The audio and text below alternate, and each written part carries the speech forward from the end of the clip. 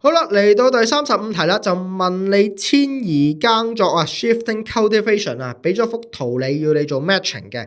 咁啊，好老實講啊，如果呢題你係答錯嘅話咧，你第一步咧就應該熄咗呢條片，去睇翻你嘅 Geog textbook 度睇下發生咩事先。因為呢一幅圖咧，你嘅 Geog textbook 咧一定係有幅一模一樣嘅 graph，你係應該要背咗佢嘅。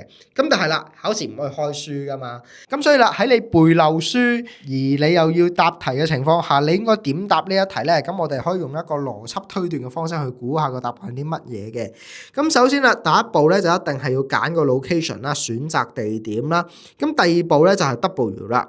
咁 W 咧，我哋睇睇四個 option 先。A、B 咧就係 crop planting 種植作物，C、D 咧就係 slash and burn 刀耕火種。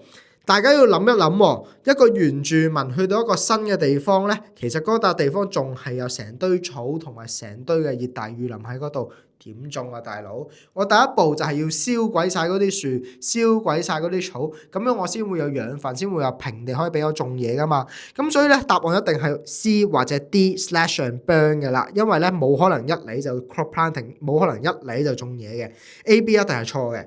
好啦，第二步啦，我哋咧就睇下 X 啦。C 咧就話啦，第二步咧係 crop planting 種嘢啦。D 咧就係 harvesting 收成。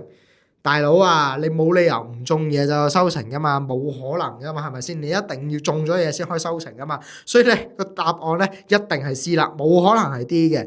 咁你睇翻 C 嘅剩低嘅步驟啦，種完嘢之後就 harvest 啦，收成啦，跟住咧就棄耕啦。呢四個 option 都係符合邏輯順序嘅。跟住咧先最尾咧去翻棄完耕再去選擇地點。好符合邏輯啊，係咪先？所以咧答案就係 C for cat 啦。